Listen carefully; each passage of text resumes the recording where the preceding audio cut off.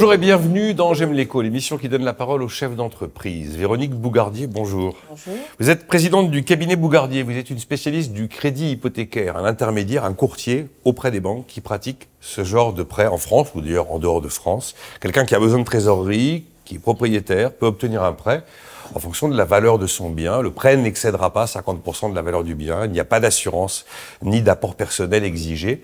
Qu'est-ce qui va pousser quelqu'un, Véronique Bougardier, à venir faire appel à vos services ? Alors tout d'abord, le prêt hypothécaire en France est très peu pratiqué par les banques de réseau. Aujourd'hui, les banques de réseau préfèrent des garanties, plutôt des nantissements sur des placements ou des cautions par des organismes spécialisés qui apportent leurs cautions à la banque.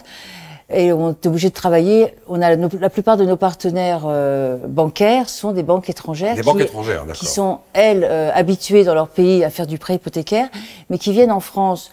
On a un partenariat qui vient en France en libre prestation de services, qui sont complètement soumises à la loi française. On travaille avec le droit français, donc les conditions et les critères des droits français. Alors, elles font un produit bien spécifique qui est le prêt hypothécaire, mais pour trouver de la trésorerie à des gens qui sont propriétaires en immobilier. En France, les gens sont quand même assez pourvus de biens immobiliers, mais de très peu de cash. Et bien souvent, quand ils cherchent un prêt de trésorerie pour aider leurs enfants, pour payer des droits de succession, bien souvent, ils sont obligés de vendre le bien plutôt que de le conserver. Ils ne trouvent pas auprès de leur banque de réseau ce type de produit. Le prêt hypothécaire, c'est une solution, par exemple, pour payer des droits de succession sans se dessaisir du bien familial dont on a hérité, là, j'ai un client qui vient d'hériter d'un collatéral, donc il a 60% de droits de succession, mais sur un très bel immeuble à 30 millions d'euros à Paris, avec plus de 800 000 euros de revenus locatifs.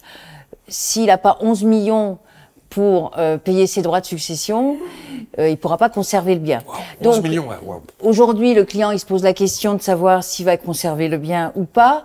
Bon, même s'il trouve les 11 millions, ce qui est possible, vu le fait que le bien a un très bon revenu locatif, il se dit, les impôts lui ont donné un délai de 3 ans. Mais il a la première année qu'il doit payer tout de suite, parce que le temps passe, et il cherche 3,5 millions pour payer ses droits de succession, pour pas être en retard, parce qu'après, il aura des pénalités avec les impôts. Et donc, il va recourir au prêt hypothécaire. Voilà. Et on va hypothéquer le bien dont il vient d'hériter. Il est titré, il a donc aujourd'hui, il est propriétaire, mais les impôts ont mis une hypothèque, eux, déjà sur le bien, en contrepartie de la somme qu'ils doivent aux impôts. Alors, pourquoi est-ce que ce prêt, en France, il a plutôt une mauvaise image, justement ? Et d'ailleurs, c'est la raison pour laquelle les banques freinent ?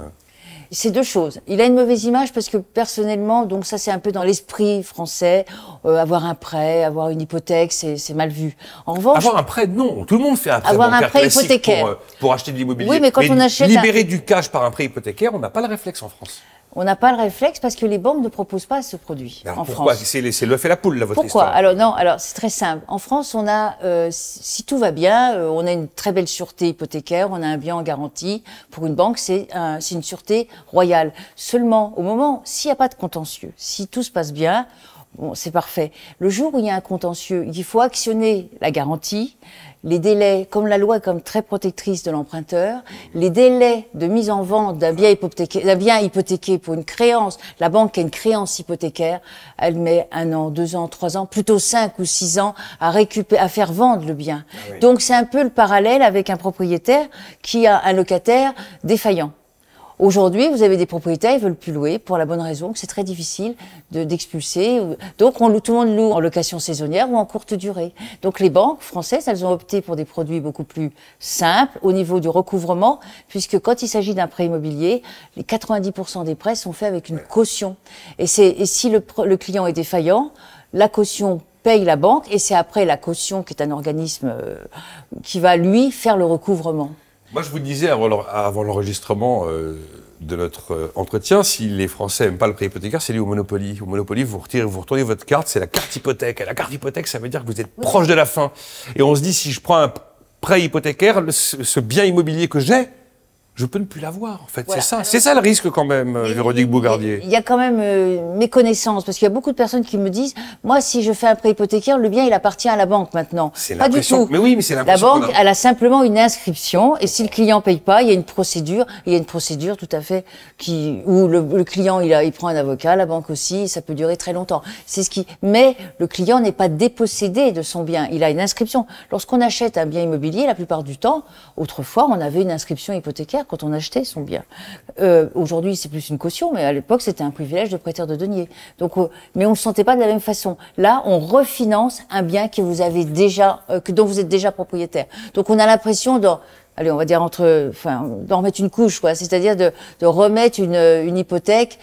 Et c'est vrai que ça paraît ça paraît plus grave que de se lancer dans la vie à acheter un bien et d'avoir un privilège de prêteur qui est la même chose. Donc finalement, depuis des années, vous passez votre vie à évangéliser, à convaincre. À évangéliser, oui. Oui, convaincre que on n'est pas devant un produit d'une dangerosité incroyable. Alors je ne sais pas si c'est plus cher d'ailleurs qu'un crédit classique, mais... Alors c'est pas plus cher pour la bonne raison que c'est soumis à la loi française et c'est les taux en fonction de l'objet du prêt qui diffèrent. Donc on est dans les taux légaux. Si on fait un prêt hypothécaire pour acheter un bien, on sera sur les taux légaux de l'immobilier. Dans une trésorerie, ce sera les taux légaux de la trésorerie. Et après, un objet professionnel.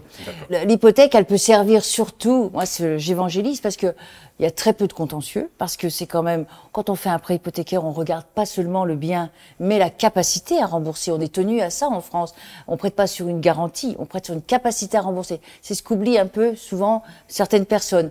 Il faut avoir des revenus pour pouvoir faire face à ces échéances. Donc il y a très très peu de contentieux.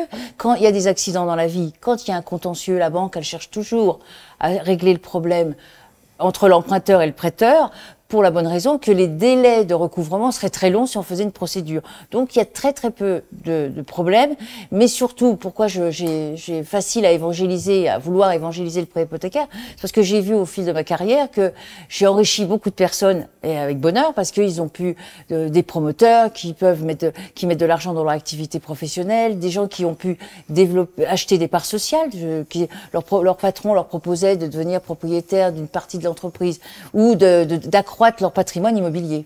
Et ça, c'est assez satisfaisant, sachant que c'est ce qu'il faut voir du prêt hypothécaire, c'est l'effet de levier, parce que le bien immobilier, il vous coûte, il est dormant, il vous coûte en taxes foncières, etc.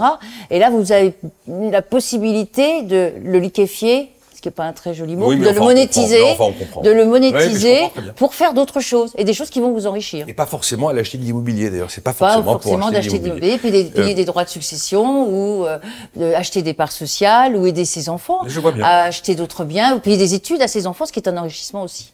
Et ce qui est un bon investissement. L'emprunteur doit apporter des garanties de santé, de patrimoine, l'aval de ses enfants, ce genre de choses. Alors, le prêt hypothécaire, c'est la loi française, telle qu'on le pratique.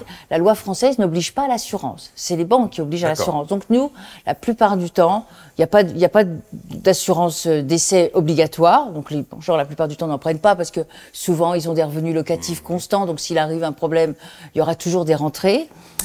Si vous achetez un bien, plutôt que d'avoir du cash, un apport, vous apportez un deuxième bien. Donc si vous achetez un bien, on va vous prêter 50% du bien que vous achetez et 50% du bien que vous avez déjà en patrimoine. Vous n'aurez pas à mettre un centime d'apport. Si vous avez de l'apport sur un placement assurance vie, vous le gardez. Vous gardez votre assurance vie en cas de difficulté. Donc ça permet de conserver ses liquidités quand on en a, ou de pouvoir acheter quand on a plusieurs biens sans apporter d'apport, parce qu'on n'a pas toujours des placements. C'est très convaincant, je dois reconnaître. Vous connaissez bien votre rayon et vous savez en parler. Merci Véronique Bougardier, présidente du cabinet Bougardier.